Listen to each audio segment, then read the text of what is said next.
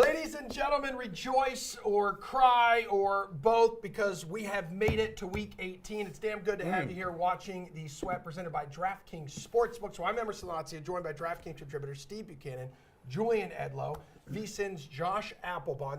Gentlemen, I said Applebaum. It's okay, no worries. Whatever. Don't try to spell it. You're gonna. Yeah, we knew what you meant. Yeah, thank you, guys. Before we kick things off with your best bets, though, this has been one of the most uncertain periods, I'd say, in modern NFL history here. But most importantly, Damar Hamlin is making rapid progress following his life-threatening injury on Monday Night Football, that game against the Bengals. And yesterday, check this out, he made his first public comment since his on-field cardiac arrest, thanking fans for their support, adding the love has been overwhelming. By the way, Bills-Bengals, not going to be made up. Chiefs that claim the number one seed in the AFC after knocking off the Raiders yesterday. And the conference championship game could be played on a neutral site depending on which teams are involved. Maybe this impacts your betting approach today. We shall see. Let's go ahead and take a look at the standings, though. Best bet standings.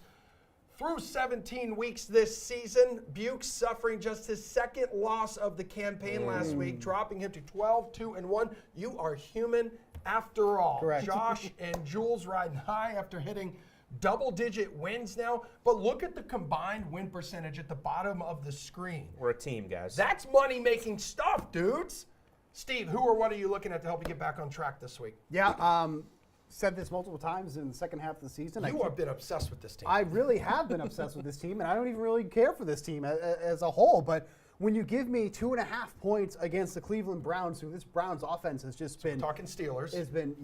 This Browns offense has just been DOA since Deshaun Watson took over at quarterback here. I mean, I think it almost feels like they should be going back to Jacoby Brissett at some point, because this offense has been doing next to nothing since he's taken over. They're averaging just 12.6 points on offense with Watson under center. Let's not forget here, this defense has been really the one that's been scoring for them as of late. But going up against a team who can really get pressure on the quarterback, that's what really is the crutch for me in this game. That's what the Steelers can do. When Deshaun Watson is under pressure, he's only completing 33% of his pass attempts. That's on 54 dropbacks here, and averaging under 5 yards per pass attempt. That's absolutely putrid. You're not going downfield averaging that amount per pass attempt here. Steelers need this win here too. Obviously, the Browns have nothing to play for in this one. The Steelers need this win here today. They should be firing on all cylinders here, so give me the points here with the Steelers going against the Browns. Yeah, Joel, Steelers can clinch a playoff berth with a win over the Browns, coupled with losses by the Dolphins and Patriots. And the Browns have struggled as of late when facing the Steelers. They're just 2-5 ATS in their last 7 meetings. Yeah, I'm on the Steelers as well. Not as my best bet, but it is one that I put out this week. We both gave it out on the Unreasonable Odds podcast this week. But not many situations that you want to lay points this week, I think. However, there are plenty of motivational spots to get wins. Yeah. So I'm going to use a couple of those motivational spots and put them together here in a 2-leg money line parlay. Seahawks over the Rams in the 4 o'clock window, and the Packers money line in the night game against the Lions. So this is a little bit of a correlated money line parlay. You put that in DraftKings Sportsbook right now, it's plus 102. The Seahawks need to win to keep their playoff hopes alive. So they got the Rams earlier in the season on the road. Now they're hosting them. Maybe a little bit of an inflated number. I'll give you that. This should probably be maybe 4.5, and it's sitting at 6. But I do think Seattle is going to get this win in a home game that they need to treat as a playoff game given the time that it kicks off. Then when we get to Sunday Night Football, if Seattle has won that game, we're probably now getting a good price on the Packers because that number is going to rise a little bit. Detroit's playoff hopes will be gone if Seattle wins, with Green Bay playing to make the playoffs. Green Bay is the simplest scenario, much like the Patriots in the AFC. Just win and you're in. So I don't think the Lions are going to lay down. That's not Dan Campbell's attitude. That's not this team's attitude. They're 8-8. They're planning to go above 500 on the season after that terrible start. But it is going to be in the back of their minds that the playoff dream is gone. And you've got Green Bay ripping off 4 in a row, going for 5 in a row at home to make the postseason. So I think these two legs work together, and by the time it kicks off, if Seattle has won, you're going to be getting a really good price here. All right, Josh, you're looking for your 11th best bet victory this season, and you are looking at the AFC North, which has been an under factory this year. It really has. So I'm going to go the under here, Baltimore, Cincinnati, under 39.5. Real quick, I think Week 18 in the NFL is the hardest week to bet for handicappers just in general. Different motivations, Emerson. Some teams are in, some teams are out. We have resting starters. Keep an eye on the Denver Broncos. They could have a play against the Chargers where the Chargers are resting everyone. So it makes for a really difficult week. But here's a game that, to me, I think still has some value. Baltimore-Cincinnati under. You mentioned Emerson. Divisional unders have been great this year. You've seen divisional unders cash. Outdoor divisional unders in particular, 36-19, 66% this year. So basically, if you're an outdoor divisional under, you're winning 2 out of 3 bets here. Also, from a data standpoint, we had this total open around 43. We're all the way down to 39.5. I don't love taking kind of the bottom low mark of a number. I wish I could have gotten this earlier, but we got to play the number currently. But you have 66% of bets taking this over. Public's still saying Burrow can score a lot. QB is an issue here too. We don't know if it's going to be Anthony Brown or Huntley here. You're definitely not going to have Jackson. But to me, you have 2/3 of bets on the over, yet the total has fallen. These outdoor divisional unders have crushed it. Also, you look at Baltimore, since they've missed Lamar Jackson, they're only averaging 12 points a game. So they've been cashing a ton of unders. They're 12-4 to the under on the year. They're 5-0 to the under their last 5. Since he's 9-5-1 to the under. They're 4-1 to the under their last 5 as well. Also, it's a big spread, guys. It's all the way up to 9.5. Do you get up big and take your foot off the gas in the fourth quarter? That's somebody rooting for. So, again, very unpredictable slate. Week 18 is difficult. Save some of your units. Don't go nuts. You have the playoffs right around the corner. But this is my favorite play of the day. Baltimore-Cincinnati under 39.5. Cincinnati, Steve, is going to be motivated because if Baltimore wins this thing and they're on a collision course in the wild card round, there's going to be a coin flip to determine who's going to host that game. Baltimore has played below the total in all 5 of its divisional games. Cincinnati has hit the over just once. No, and like Josh mentioned too, since Huntley has been under center, this team is just not scoring at all. So that's definitely something to consider as well. All right, time for a quick break, everybody. Still ahead. Joe Flacco will square off with rookie Skylar Thompson. It's true. Nobody asked for this, but we've still got to dive into who's in, who's out, who's motivated to win a football game today, what our panel is sweating coming up. DraftKings Sportsbook is an official sports betting partner of the NFL, and this season, new customers can bet $5 to win $200 in free bets instantly. Use code SWEAT when you sign up.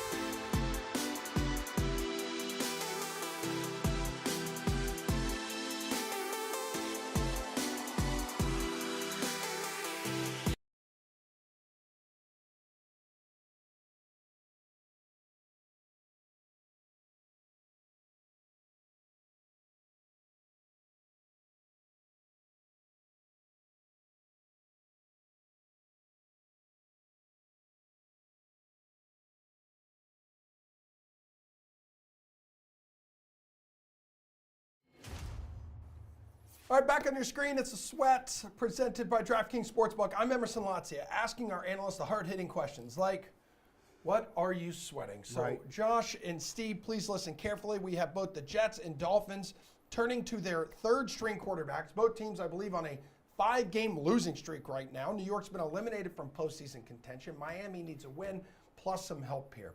The result of this contest, guys, could also impact many other games on today's slate. What are you sweating in this game, Bukes? Well, yeah, I mean, you look at the Dolphins here. Like, obviously, with Skylar Thompson is not the scenario that they want to go against here. And this is actually, Skylar Thompson hasn't made a lot of starts here. He's already made a start against the Jets, and they really were able to lock him down defensively. Only completed 57% of his pass attempts there, under 5 yards per attempt, and an interception in that game. Even someone as talented as Tyreek Hill had 7 catches in that game, only went for 47 yards. So they were even able to bottle up somebody as talented and as dynamic as him here. Flacco hasn't been all that bad in the starts that he's made. I know it's kind of a backhanded compliment, Yeah, but he's elite. against He's elite. He always will be. yeah, I mean, whatever if you want to say that. But against a pretty poor secondary against Miami, you know, it's not the worst matchup for him. So I know the Jets have nothing to play for. This is all Miami or nothing. But I'm worried about the Dolphins' offense as a whole against a very elite defense in There the you Jets. go. That's elite, There you is the go, Jets' bud. defense. Yes. So I'm with Steve in this one, Emerson. I think this, looking at the board right now, this is why Week 18 is really difficult. Thompson, a 7th-round pick. Flacco, elite, we make the jokes, but again, backup quarterback here. So if you look at the line movement, again, take away your bias, what's the market doing? This game opened at some shops, I think it was -3 Miami. Got all the way down to a pick 'em, I think, and you were saying, hey, take the points here, it's a coin flip game. But late movement's all been toward Miami. They're back up now to -3.5, so all the movement's going to the Dolphins. Makes sense, motivational angle. They have a reason to play hard. If they win, they could get into the playoffs. Jets are out of it here. But to me, I'm kind of off the key number. If he could have gotten Miami earlier, maybe that's a play. 3.5, I don't want anything to do with it. Steve, you said something really important. You don't expect much offense from Skylar Thompson here. I'll take the under in this one. Open 41, it's down to 37. It's only getting 39% bets, but 60% of the money. Again, outdoor divisional under 64%. Jets, 9-2 to the under their last 11. I just don't see a lot of offense with these two QBs. Not going to touch the spread. Give me the under in this one. All right, Josh, 2 teams, again, on 5-game losing streaks. Meanwhile, you have the 49ers here that have won 9 in a row.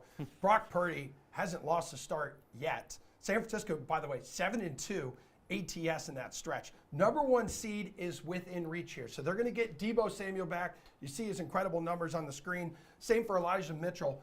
What has you sweating in this glorified tune-up for the postseason? I'd be sweating a backdoor cover maybe here with Arizona. That's what I'd be worried about here. Obviously, you have a big number. We expect an easy win here for San Francisco. You're getting some of your big guns back here. The other thing is, if you get a big, do you take your foot off the gas? I mean, this thing was -14 pretty much all week. One thing I noticed looking at line history, anytime it went to the hook with 14.5, it got hit by a little Cardinals money, bring it back down to 14. So we have seen divisional dogs 61% ATS this year, double-digit dogs. You're getting 10 or more. You're 17-9 ATS, 65%. So to me, it seems like an obvious play. Play the Niners, they're great. Cardinals are terrible. But a backdoor cover, you get backups in there, the game means nothing. I'd worry about a backdoor cover. Again, I'd lean a little bit to maybe a lower scoring game. And you look at what needs to happen for the 49ers to potentially lock up that number 1 seed, the Eagles need to lose. I don't know if you've been informed.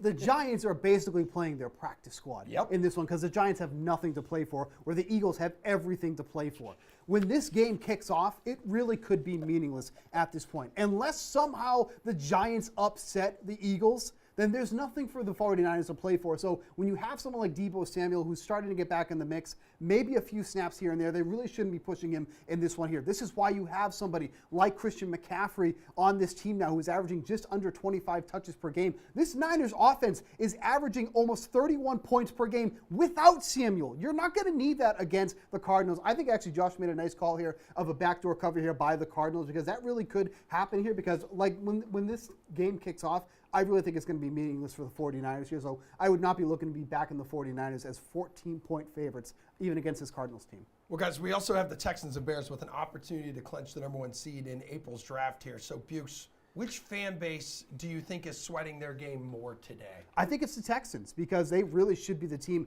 that's locking up this number 1 pick overall, but are they going to actually win this game? Because they're going against a Colts team who also has nothing to play for. Like, it feels like one of those games where the Texans could win this game even by, without trying at this point because that's how bad this Colts team has been. So I think the Texans are really the team here to be sweating because really when it comes down to it, and Julian Edlow's brought this up a couple times too, if the Bears do end up getting that number 1 seed, they don't need to draft a quarterback, so they don't really necessarily need that number 1 pick. So they could trade that pick for like a plethora of picks or whatever after that. So the Texans need this pick more than the Bears do, as odd as that sounds, because obviously you'd always take the number 1 pick. But I think the Texans fan base is the one that's really going to be sweating this one here. I'm with you guys on this one. And by the way, we have seen some movement here toward Bryce Young to go 1 overall. I remember we were doing a show last week, and it was minus 120 Bryce Young. Now he's minus 130 to go first overall. So if you're looking at a prop bet market, I'd be looking at taking Bryce Young to go first. This is a really difficult one for me, though, guys. I was actually kind of like, saying, hey, maybe you take the points with the Texans in this one. It was minus 3 opener. Colts got down to 2.5, back up to 3. 2.5, I'm saying maybe we tease this thing up with Houston. Again, this is why it's difficult to bet Week 18. Motivation, both teams probably want to lose here. I would say, though, maybe a low-scoring game. Ellinger here against, who's he playing against? I mean, it's going to be Davis Mills. I don't expect a lot of offense there. You did fall from 38.5 down to 38. Both teams are 10-6 to the under. That's kind of my angle this week, guys. I'm scared of spreads with all this volatility. I'll be looking at a lot of unders. I think that's the place to go in Week 18. Well, hold on. I thought Jules mentioned the Bears drafting Bryce Young and then moving Justin Fields to wide receiver. Okay. Anywho, Josh, Steve, take a breather. We do have Jules standing by. He's ready to predict the playoff picture. His best bets from the games that really matter today when the Sweat presented by DraftKings Sportsbook continues. DraftKings Sportsbook is an official sports betting partner of the NFL, and this season, new customers can bet $5 to win $200 in free bets instantly. Use code SWEAT when you sign up.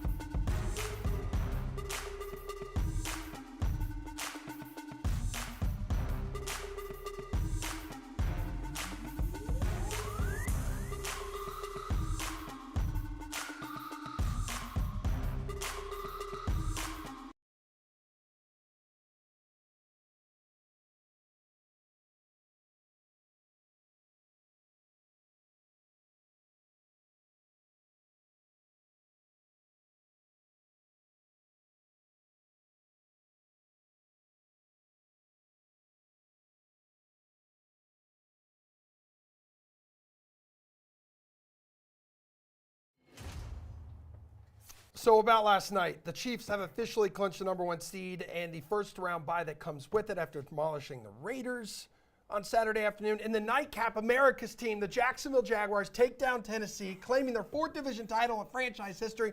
They're going to host either the Chargers or the Ravens next weekend, which could get interesting, Jules, considering the Jags beat both of those teams in the regular season. Yeah, I'm glad you have made your triumphant return here because we're talking playoffs and best bets from games that could affect postseason fortunes the most here. So the Patriots, everyone knows this. We've mentioned it in the show already, can clinch a wild card spot with a win. It's that simple. Or maybe not because they are playing the Bills in Buffalo. Dolphins need to beat the Jets and have the Pats lose in order to advance. Who's grabbing that 7th seed in the AFC?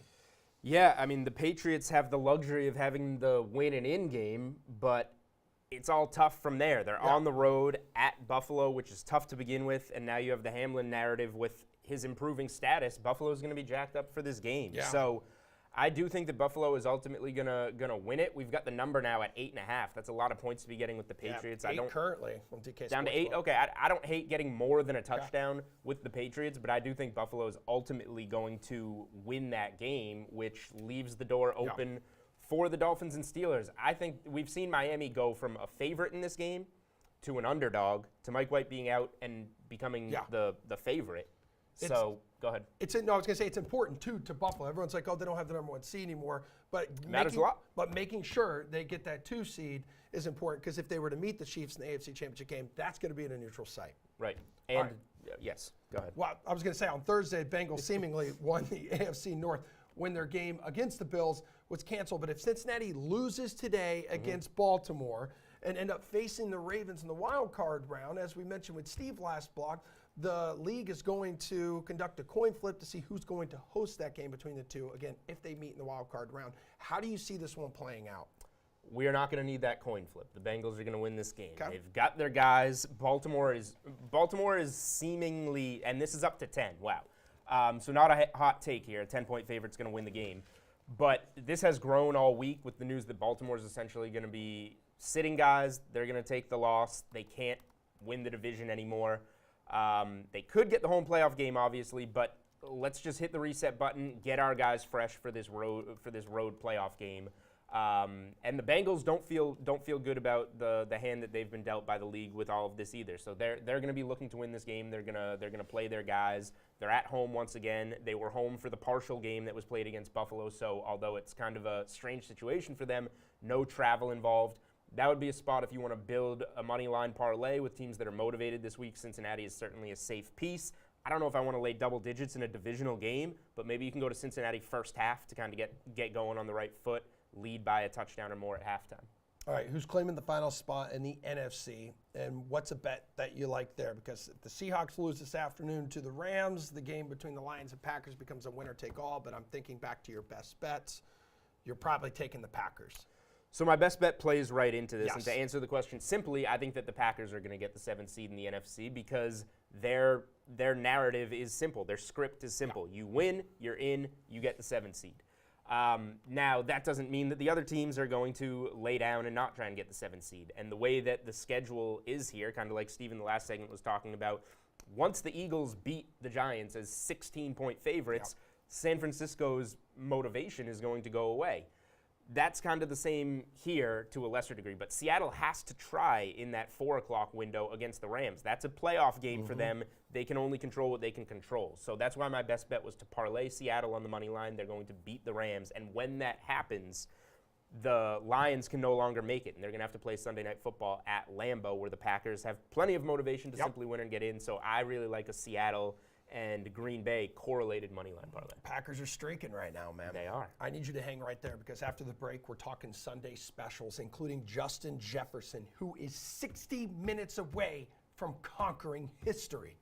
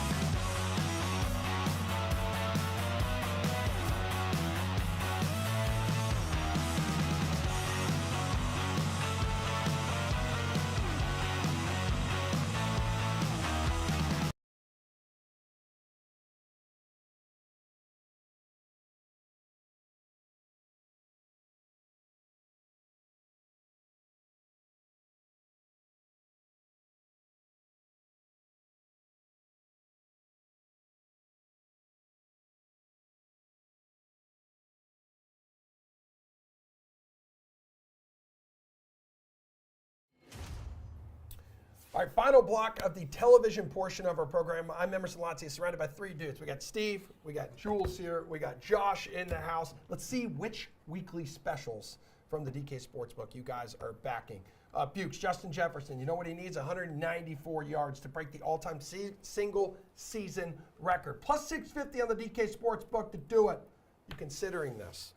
Not really. It's aggressive. It would be. It's very, very aggressive. I mean, to be fair, this is a number he has gone over once before. He was 1 yard shy of doing it a second time. But the thing is here, there's no motivation for the Vikings to be playing their starters all throughout this game. Like, what it really would make a difference is the outcome of the 49ers game, but that game doesn't even kick off until the 4 o'clock window, whereas the Vikings game is going to be long gone after that. So if the Vikings get a comfortable lead here, where if you're looking at the spread, looks like that could happen here, of 7.5 point favorites in this one, I think they end up pulling Justin Jefferson. There's nothing really to gain here from a win or a loss for the Vikings. So it's a great story. It'd be great if it could happen here. But they would literally need to force feed him on almost every pass attempt before taking him out of this game for this to happen. And Josh, it would have been a lot easier to hit this mark had it not been for that one catch, 15-yard effort last week against the Packers. You're totally right, Emerson. And I give Jair Alexander some credit. Like, he kind of talked some smack. He backed it up. He shut him down. Like, that's pretty cool in my book. But, yeah, plus 650, it's a great payout. But if you actually look at implied probability, you convert odds to a percentage. It's only about a 13% implied probability that'll hit it. So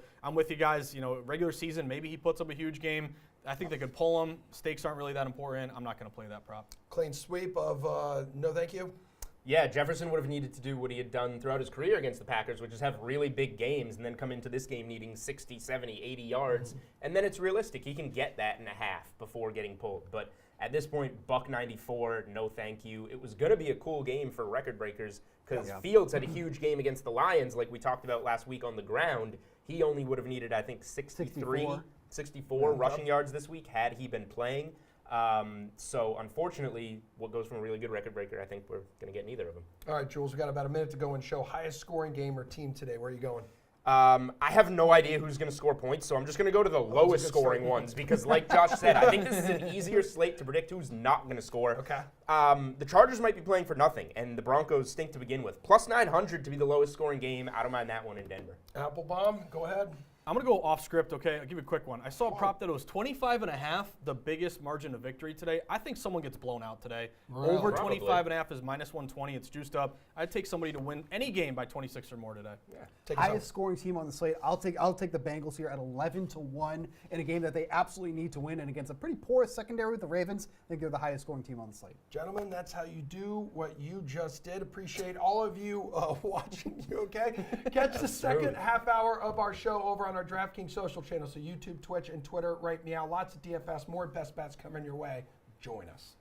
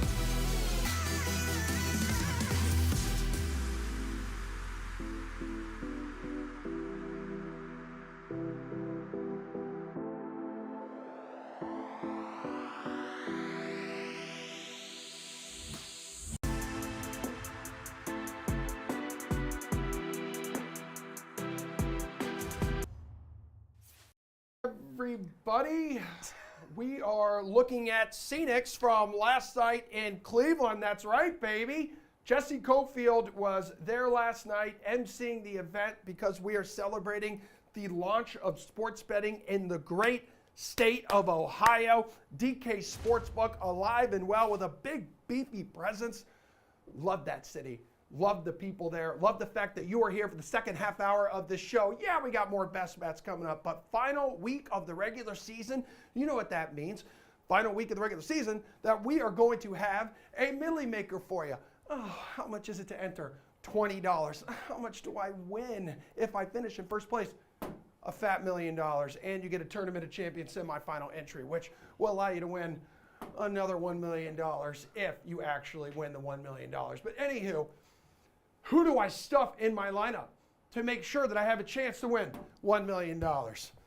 Just go feel. Honestly, hopefully you He win. keeps touching the screen. You're Right. not supposed, and you're gonna have to replace the screen. Right, so you need to win Yeah. to replace Why aren't the we screen. like building Yeah. a new studio anyway? We're not even going to use this. Oh, anymore. yeah, All let's just right, break new everything. studio.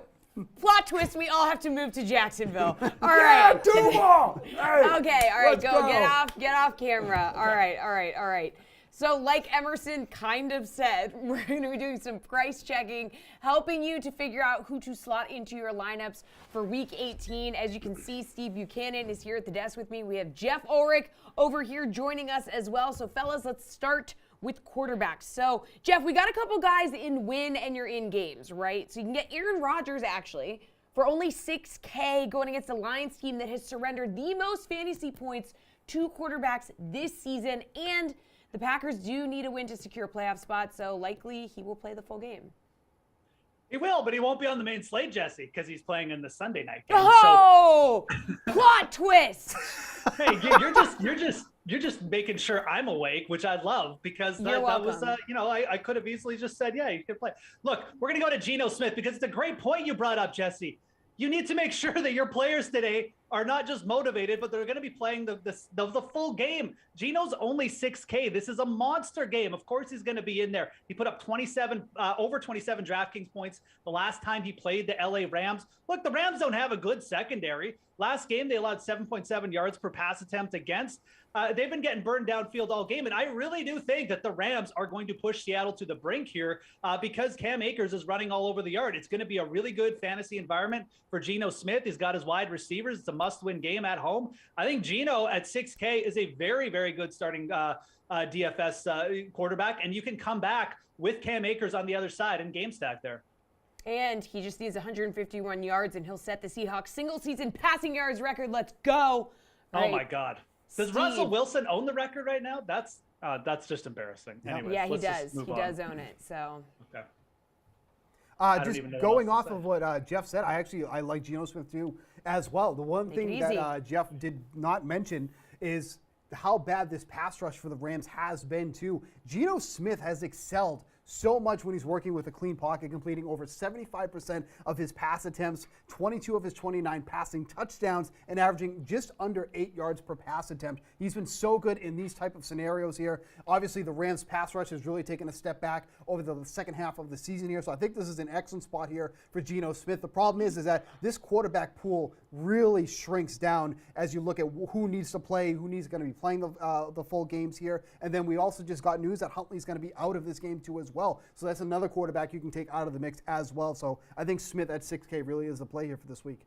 all right, Steve, when you're looking at your running backs, what's the play here? Yeah, Jonathan Williams going for the Washington Commanders going up against the Dallas Cowboys. This isn't a great matchup for Williams, but volume is going to be king in this game. You got the rookie quarterback going here. You got almost no running backs on the Commanders at this point. You have no Brian Robinson, no Antonio Gibson, and then the next man in line behind Williams is Jarrett Patterson, who's coming off the practice squad. He's been active for 2 games, but has yet to take a carry all season long here. And just looking at the game script, this should benefit Williams, who will catch out of the backfield too as well. He's not going to be just taking these carries. He's going to be the 3-down back for this game here. 4,300 for him going up against Dallas. It's going to be ugly, but truly, when you're this cheap here and you're going to be taking that workhorse role, this is a great spot for Williams at just 4,300. Yeah, Jeff, who are you looking at the running back position? So first of all, I definitely agree with Steve. If you're going in that 4K range, like Gus Edwards is available too, but I vastly prefer Williams to Gus Edwards. I think there's a far better chance you see Williams involved in the pass game there. He's just a better value. I think that game will be closer. But there's 2 players in the 6K range you really need. And I'm just going to talk about one of them. It's Cam Akers. I just mentioned him. But, I mean, this Seattle defense, it's not just the historical what they've done this year against running backs. But I mean, they're top 5 in terms of fantasy points allowed. And by I mean top 5, I mean they've allowed the most, the 5th most fantasy points to opposing running backs this year. But they also lost their top linebacker last week in Jordan Brooks. Cam Akers is averaging nearly 6 yards per carry over his last 3 games. This is a guy who's playing for his contract last year. Cam Akers reminds me of what Rashad Penny did last year, who was a former Seahawk, obviously, just demolishing the league, getting himself a contract for next year. That is what Cam Akers is doing. This is also Sean McVay's potentially final game as a head coach. I think Cam Akers goes absolutely nuts here at 6,200. He's in a really good position. Najee Harris in a good position there too, but I prefer the upside with Akers there. I think he's in for a big day. Yeah, just like 1 year removed from winning a Super Bowl, And blowing his Achilles, the though. door. I mean, like, Yeah. anyways. It's crazy. All right, Jeff, what's the play at wide receiver here? Brandon Ayuk is coming off his best game of the year last week against the Raiders. 49ers playing for like a chance to lock up a first round bye. This dude has been Brock Purdy's go-to man. Yeah, I mean, Ayuk the problem with Ayuk is that you never know what the 49ers are going to do. Are they going to run the ball 30 times and then Ayuk gets like 4 targets? I prefer to go to a little bit more known quantity there in Chris Olave. And 6,200, this one is sneaking under the radar a bit. Chris Olave can set the Saints rookie season record here for receiving with 155 yards. What did the Carolina Panthers do last week? Well, they allowed over 300 yards receiving to the wide receiver position to the Tampa Bay Buccaneers. Yes, just in one game, they allowed that to the wide receiver position. Chris Olave basically has no competition for downfield targets. He's still top 10 in air yards in the NFL, despite not being like a top 10 receiver in targeting. So been just targeted downfield relentlessly here, going up against the Carolina secondary that was just outclassed last week. I think Olave could end here with a big game. Yes, he's boomer bust, but we're talking about millionaire maker plays. You can eat that chalk with Cam Akers, with Steve's Jonathan Williams. Let's get some low ownership here and some real upside with Chris Olave at 6,200. I think he's going under the radar today, and I think he makes for an interesting alt line bet as well in the DraftKings Sportsbook. All right, Jeff, going with a guy who will have some low ownership, he thinks. What about you, Steve? Yeah, someone else who could have some low ownership too, despite putting up these monster games, is A.J. Brown at 8K. The Eagles still have something to play for. They need to win this game against the Giants to lock up that #1 seed. Are they going to do that? Most likely. I mean, when you're 16-point favorites, I think there's a good chance that you're going to be winning this game. That being said, Brown has been the man in this offense, even when Jalen Hurts has been out. The last 2 weeks, 10 catches, 200 yards, and a touchdown. Now he gets his quarterback back this week. In week 14 against the Giants, he had 4 catches in that game, 70 yards, and a touchdown. When you're looking at this high tier mark for the wide receivers, there's a lot of uncertainty up there with a lot of guys maybe resting or just in bad matchups. This is a great spot for Brown against a Giants team that is going to be resting almost all of their starters. Not afraid to pay up the 8K here. His ownership is coming in at single digits for this slate. Give me that in a huge upside game for Brown. All right, let's talk tight ends here. Not a great position this year. Really ever, yeah. But Steve, Tyler Higbee could be in a good spot. So Seattle dead last when it comes to preventing tight ends from scoring fantasy points this season. And get this, so they allow an average of 17.46 points a week, but they've been worse lately, giving up 19.4, 19.1, and 29.1 points to the position in each of their last 3 games. No, it's a great matchup here, but I always love to pay way down at tight end. I'm going with Jelani Woods at 2,900 against the Houston Texans in a game where, Houston should be trying to lose this game here, but Woods has really been the tight end one in this Colts offense over the past 2 weeks. 6 catches on 9 targets the last 2 weeks there. Not huge production, but 2,900 for the tight end one is really hard to pass up at this point. Mo Alley Cox, the other tight end that's active in this one, only 3 targets over the last 2 weeks, so Woods has been the preferred option when running a route here. Houston's allowing over 12 points to the 12 fantasy points per game to the tight end position here. At 2,900, you really can't go wrong here, and if anything, if he hits pay dirt, you're really going way over your expected average coming out of this salary of 2,900. Jeff, is that your play too? You want to pay down for the tight end position? I mean, you can certainly do that this week. There's our guy Albert O out in Denver as well. I think is viable, but I would prefer trying to get again. You really need to look. I mean, Woods, Albert O, like these guys can be, their usage can be up and down. I think with Dallas Goedert back at 4,900, Steve alluded to this. Getting a piece of the Eagles' offense is important today. And Goddard has played over 90% of snaps each of his last 2 games. His target share went up in his last game. It's going to be the first game he plays back with Jalen Hurts since he's returned from injury, since Hurts missed the last 2 games. But the Giants, really solid matchup here. This is a team in the Giants who are kind of sneaky bad against guarding down the middle, especially against tight ends. 2 touchdowns to Dalton Schultz. Just got just slammed by T.J. Hawkinson in that game against the Giants the Vikings a couple games ago as well. So this was already a trouble spot. Now they're going to be resting starters. I think you could see Dallas Goedert just kind of potentially even carry the Eagles a little bit in this game. He's only 4,900. They'll have a little bit of ownership on him, but there's other places that people are going to be paying up for today as well, this position. But I think Goddard, all kinds of upside. I think, and you could see multiple of these receivers from the Eagles go off. It doesn't necessarily all have to be in the run game. If A.J. Brown and Goddard both find the end zone, would not shock me. So Jalen Hurts stack certainly in play. And if I was going Jalen Hurts to triple stack, it would probably be with Goddard and A.J. Brown today. All right, Jeff, Steve, thank you very much. Earlier in the week, we had the Gojo guys on the show to talk about what the Bills, Bengals, and really football players around the world were feeling after Damar Hamlin's very scary collapse. Every week, we're talking about human beings going out there and for real, risking their lives. Like, you all knew also going out there, you're putting your body at risk. Dudes who play now in the NFL, really every level, you're putting your body at risk. And not just the whole league, guys, but it was the entire sports world that really came together to support Hamlin, to support the Bills during this difficult time. The NFL, yes, incredibly competitive, but by nature, it's a giant fraternity. And Brandon, you just mentioned that fraternity feel inside a locker room. Can you take us inside that and describe the kind of bonds that are built between brothers? I mean, it's my kids know Mike. It's as simple as that, and I talked to another buddy of mine that we played, Captain Lewis Moore, and he said in 2023 he wants to focus on being Uncle Cap and visiting all of our teammates' kids like this year. And it's just, that speaks to the family of it. Like, I went to Jacksonville with no ticket to the game, and I just wanted to run into people that I love. Like, I just knew that they were going to be there. Like, the community that is a part of football. It's hard to articulate. But now on the other side, I feel so blessed and thankful that I didn't sustain anything, or Mike didn't sustain anything, that we're here to talk about it. And as Notre Dame players, we've lost a couple brothers in this time since we've left the football field and put our helmets down, and it's hard. It's hard because you do lose a family member. Mike, we saw Cincinnati players, Bills players consoling each other on the field. We saw behind the scenes they were going into each other's locker rooms here. Doesn't matter whether you're on the same team or not. In a situation like this, it really does become this entire fraternity where you have each other's backs. Yeah, well, and I mean, you think about it, there's a lot of shared experience. You're all going through a lot of this stuff together. Brandon just talked about what you go through with your teammates. For years, we didn't do Thanksgiving with our families. We did Thanksgiving with each other here, getting ready for a game to be played at the end of the week. You miss holidays. You miss important events for your families, your blood families, in favor of your football family and the team that you're around here.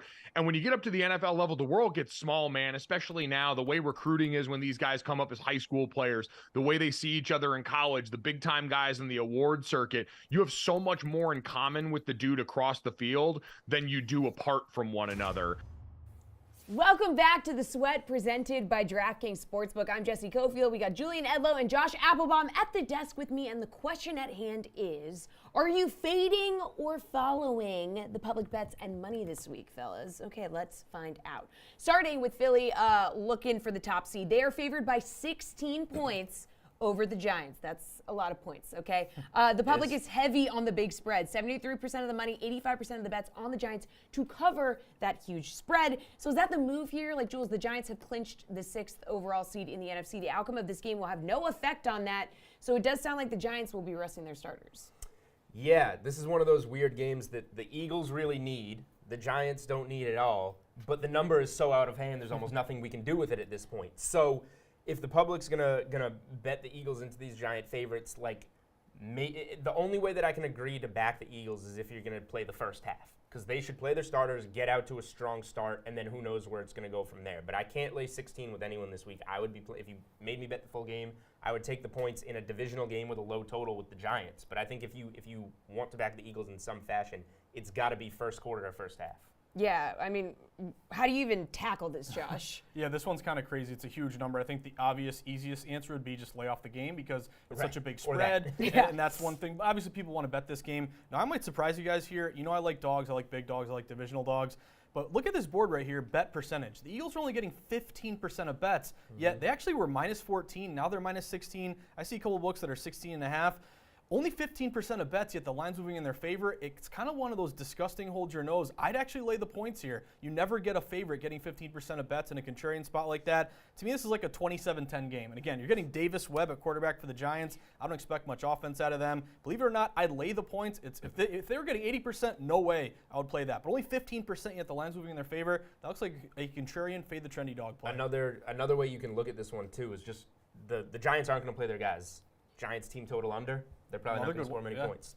All right, this one's slightly less crazy, okay? The public thinks the other NFC East game should be an easy over. So you got 89% of the money, 83% of the bets on the Cowboys and Commanders to go over 40, even with Sam Howell starting for Washington.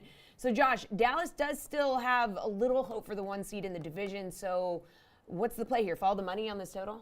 Yes, this one's a tough one too because I would actually lean under again. To me, when I look at percentages, it's very simple. Like if I'm getting anything as a contrarian bettor, anything under 50%, I like that because I'm betting against the public more often than not. The public loses. When you get to 40%, 30%, 20%, now you're at 17%. I mean, to me, this is just kind of an ultimate contrarian play. It's kind of a line freeze too because the total's been around 40. It really hasn't moved off of 40. If 83% of bets are taking this over, why aren't we up to 42, 43, 44? It really hasn't budged at all. Tells me some liability here on the under. We have seen these outdoor divisional unders, 64%. Washington has been a good under team this year. And here's the angle with all these quarterbacks. Do you expect Sam Howell to put up a bunch of points? You don't want any pick sixes, obviously. I could put up points too. But I'm actually going to go contrarian here. I'll take the under in a divisional matchup. Jules, fade the public, take the under? Fade the public, take the under. It's a divisional matchup, Week 18. Motivation is in question. It's the Cowboys going outdoors. So I think that there's a lot of ways that this game can go under. And I think that this is one that, you know, the Cowboys have reasons to potentially want to win. But if, like we're saying, Josh is willing to lay 16.5 with the Eagles, I'm talking about taking them in the first half. If they go into the locker room at halftime and Philly's up 20 in that game, your motivation starts to go away. So this is one, and I think this is a good betting angle for Week 18. Maybe looking at some second half unders. So we'll see how this one goes in the first half. Maybe Sam Howell comes out, puts up a couple points. Dak has a couple good drives. And then the second half, pull the starters, go under. All right, Steelers-Browns. Steelers need a win, so obviously they're going to be motivated. 58% of the bets are with Pittsburgh. Early money in the week was with the Browns, but the money shifted to the Steelers late in the week. So, Jules, what do you think? Follow that late sharp money? This is one I know. I've seen sharp money coming in on the Browns, and I will fade the sharps here and ride with the public. We might be overpaying on the Steelers by a point or a point and a half here. Maybe it's an inflated line, but they do have so much more motivation because a playoff spot is on the line. And given the teams that are playing at 1 o'clock, they're going to be on the field playing. They're not going to know the score of those games, most likely. Maybe Buffalo is blowing out New England at halftime and they get word of that or something. But I think Pittsburgh's going to be all in on this game. And I just don't see it with the Browns. The offense has been terrible since Watson got in there. The Steelers have been improving on defense since getting T.J. Watt back. I like this spot for the Steelers.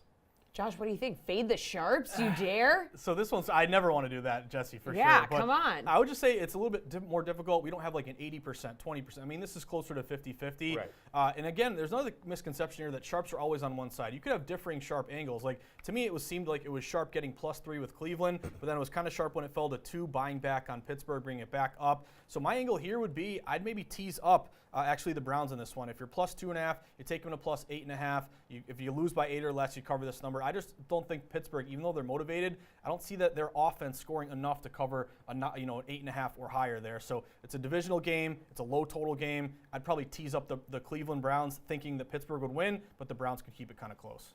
All right, good stuff, guys. A gentleman who is no stranger to the postseason. That would be Tom Brady. All right, Bucks are underdogs today against the Falcons. They wrapped up the division last week. So is TB12 poised for another epic playoff run? Let's find out from our GM, Mike Lombardi, in the GM Shuffle. Tampa, I get that they haven't looked good, but as a Cowboys fan, I'm still a little concerned if the Cowboys end up going to Tampa Bay for that wild card game, because Tom Brady, who we've criticized here on the podcast, because like our mantra is, if we see something, we got to say something. He hasn't played well up until yesterday. The 34 45, 432, and 3 touchdowns in big games. He's still the best that's ever done it. Yeah. As a Cowboys fan, I'm scared if I have to go up to Tampa. Well, honestly. I mean, he put the team on. I mean, he made the plays, but I mean, you got to be fair. I mean, I thought Brady was great yesterday, and nobody loves Brady more than I do. But I mean, they were some easy throws down the field. It wasn't a hard throw to put the. I mean, the guy was wide ass open.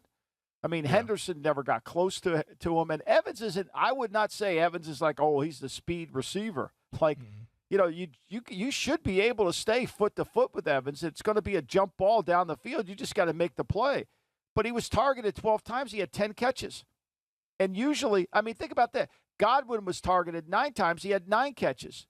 The running back White was targeted 5 times. There was only the tight end, Otten, was the mistargeted guy. Think about that, Femi. Every other receiver that was targeted, other than Evans, other than Otten, and Julio, caught the ball. Every target, they caught it. What do you think here, huh? Wow. You like that? Can you believe it? You like that? Yeah. Yeah. Little emotional last night. America was watching the Jags need a little scoop and score with, 3-4 minutes to go to take the lead, holding off Josh Dobbs, who at times looked like Tom Brady out there. But Jags clinching the number 4 seed, clinching the AFC South. A lot of Jaguars fans in this studio right now. Yeah. Well, and I also know there's one on the horn joining us right now as well, even though he was bullying me yesterday throughout the game. Jeff Orrick is going to join us. I don't think he was bullying you. It looked like you almost lost faith there. No. Well, everybody did. Everybody did at one point, but you know what? That's the beauty of being America's team. Sometimes you fall, you crumble, and then you rise from the ashes like the Phoenix. Yeah, Jeff, I know you're on the Jags bandwagon after that win. Yeah, I know. Look, Doug Peterson, to me, it was a great, you know what, for all the mistakes the Jags have made, I mean, leading eventually to Doug Peterson as the hire there, extremely smart stuff, a guy who elevated a lot of quarterbacks in his time in the Eagles. And with the Eagles, Carson Wentz had his best year ever. Nick Foles, obviously, just doing insane things that I don't think most people thought he was capable of doing. And now he's doing miracles with Trevor Lawrence. It really wasn't the story yesterday. They needed the defense to come through, but Jacksonville has a really bright future. Going to be interesting to see if they can pull off some kind of upset in the first round. I know one thing for betting, too, interestingly enough. That game against the Titans going to do the Jags no favors. Probably going to gain them maybe a point or two in the spreads once we figure out who they're going to be playing. So interesting to note of there. Jags will probably make for a good underdog bet in round 1. Yep, it's going to be the Chargers or the Ravens in Duval next week. All right, well, let's turn our attention to another game with playoff implications. The primetime game tonight, Detroit at Green Bay. Jeff, with a victory, the Packers will secure the NFC's number 7 seed in the playoffs. Meanwhile, the Lions would only be playing for a playoff spot if the Seahawks lose at home to the Rams earlier in the day. So a lot on the line. It was just a test earlier when I was talking about this game, and you did pass that test. So who are you going to be taking as your captain? I'm glad I did. It's probably the only test I've passed over the last couple months. So I'm going to take Aaron Jones here at 15,000. Look, Aaron Jones, people are wondering, why aren't the Packers playing Aaron Jones? What's wrong with Aaron Jones?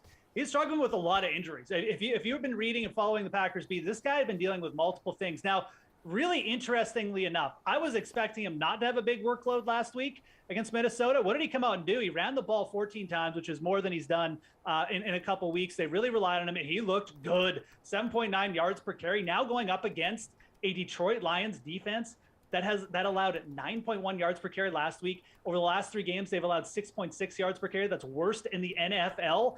Aaron Jones is absolutely going to get relied on in this game because it is a must-win game, and he looked healthier last week. I think he could be in for one of his vintage, multiple touchdown performances. That is exactly where I would go with the captain spot here. No ifs, ands, or buts. Yeah, there could be some good comeback plays on Detroit, but I think all the touchdown variants could slide in Aaron Jones' favor today. All right, so then on the sportsbook side of things here, Jeff, what is your best bet in this one? You got a game bet, you got a prop. What do you have? Yeah, and I mean, some of the game bets, I think you need to wait and see what happens with that Seattle game. Okay. You know, if Seattle loses, Detroit's playing for nothing, you could see the Lions get up to +7, which I think would make them a really interesting bet. But for a game prop, I'm going to stick with the running back position. A.J. Dillon, it's fine to be bullish on both of these running backs for Green Bay. He's going to get carries. A.J. Dillon, 44.5 rush yards. This is way too low. One thing the Packers have been doing in this run that they've been on is just running the ball better. A.J. Dillon, you know, I've mentioned, Aaron Jones, a little bit banged up. A.J. Dillon's been coming through quite nicely here, you know, double-digit carries in 4 straight games. The yardage, the efficiency maybe doesn't look so good on paper, but he's also been going up against some fairly decent rush defenses. That is not the case today. I would not be shocked if A.J. Dillon ripped off a couple big runs here. 44.5, definitely projected over here. I think he's a nice player prop to take here. And look, if this one does get out of hand and the Packers defense starts balling again like they did last week, he's just going to get extra carries down the stretch.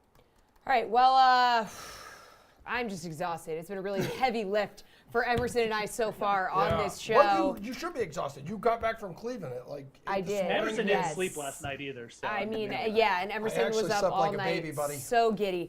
We're going to toss it over to Steve Buchanan at the LED with the rest of our friends in studio for some hot takes. Take it away, fellas. We're going to take a break. Go ahead. Yeah, we always try to wrap this show up with complete nonsense. That's why we give our hottest takes. And what better way to give a hot take than on Week 18 when almost anything can happen, doesn't matter. We're going to get our hot takes here. Jeff, we're going to start with you and get your hottest take here for Week 18. What do you got there?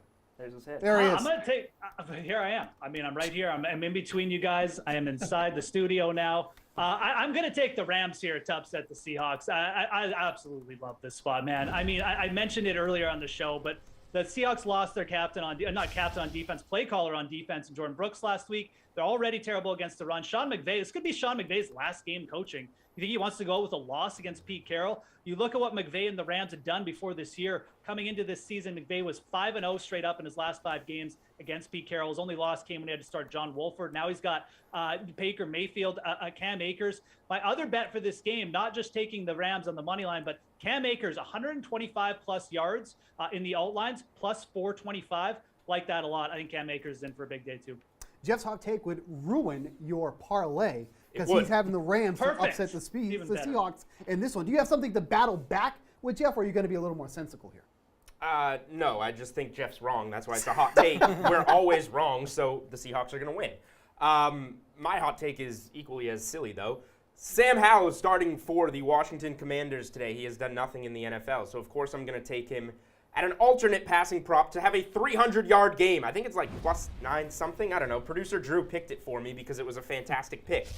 The Cowboys are a top 10 pass defense in terms of passing yards per game this season. However, they have softened recently, allowing over 295 per game over the last 3 games. So that's just a normal game for them now, allowing 300 passing yards. YOLO for Washington. Sling it, kid. All right, so Julian Edlow gets paid for this job, but gets spoon-fed takes to use in this segment. Josh, what do you have for a hot take this week? So real quick, just a couple line moves. Seattle did fall 6 down to 5.5. So Julian, I hope you win your money line parlay, but if you got +6 on the Rams, you're looking pretty good right now. Also, keep an eye on the Denver Broncos. They're favored over the Chargers. They just went to -4, 4.5. Looks like the Chargers could rest everybody in that game. But my hot take, I'm going to go to the futures market. If you don't really love the NFL slate today, I don't blame you. There's a lot of volatility. Look at some futures bets. Get out ahead of some of these. I'm going to place a bet right now to win the Super Bowl, the Cincinnati Bengals, +800. They have the 5th best odds. They trail the Chiefs, the Bills, the Eagles, and the 49ers. But I'm bullish on this Bengals team. Burrow's, I think, the next kind of Tom Brady quarterback out there. They actually kind of had a weird bye week last week, obviously with the Hamlin situation, but you got extra rest. That game was called in the first quarter. I think this is a team that doesn't have a hangover. I think they're motivated to get back to the Super Bowl. I'll take the +800 right now, thinking that thing's going to fall.